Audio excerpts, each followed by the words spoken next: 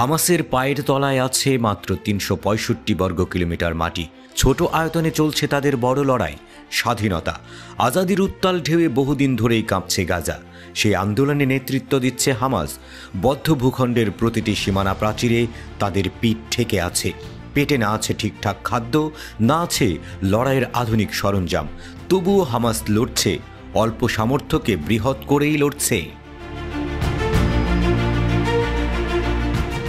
হামাসের চোখে বিজয় নিশার লক্ষ্য, পরাজয় তারা মানবে না। ইসরায়েল তাদের চিরশত্রু, বৈরিতায় তারা বহু বছর ধরেই মুখোমুখি।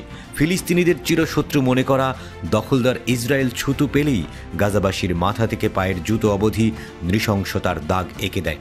ফিলিস্তিনি প্রতিটি বন্দির শরীরে থাকে ইসরায়েলি আঘাতের জর্জরিত চিহ্ন। ধন সম্পদ আর অস্ত্রে ইসরায়েল বিশ্বে বড় জায়গা দখল করে রাখলেও বন্দি আর মানুষের সাথে আচরণে তারা ছোট মনের পরিচয় দেয়। উদারতার ছিটে ফোঁটাও দেখা যায় না ইসরায়েলের আচরণে। তবে ছোট ভূখণ্ডে দাঁড়িয়ে বড় লড়াই করা হামাস এখানে সম্পূর্ণ ব্যতিক্রম।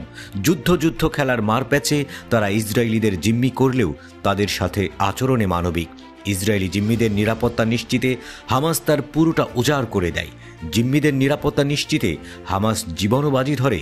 এসব কথা সম্প্রতি মুক্তি পাওয়া ইসরায়েলি জিম্মিদেরই জানানো।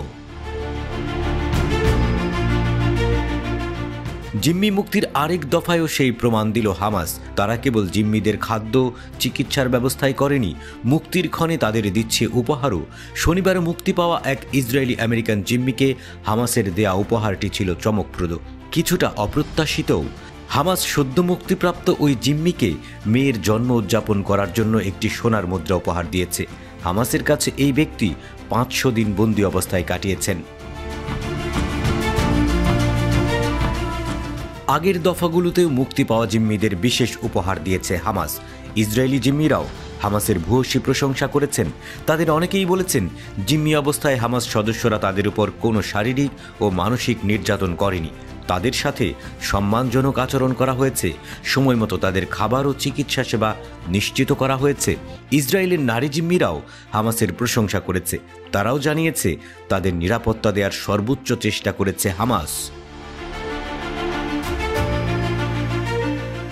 উল্টো ইসরায়েলি জিম্মিরা অহেতুক কালক্ষেপণ করার জন্য বেনিয়ামিন নেতানিয়াহু প্রশাসনের তীব্র সমালোচনা করেছেন। তাদের দাবি, নেতানিয়াহু প্রশাসনের ঢিলেমির কারণেই উভয় পক্ষের বড় ক্ষতি হয়েছে। যদিও ইসরায়েলি বাহিনীর দাবি, জিম্মিদের কাছ থেকে জোর করে স্বীকারোক্তি আদায় করেছে হামাসের সামরিক শাখা আল কাসাম ব্রিগেড।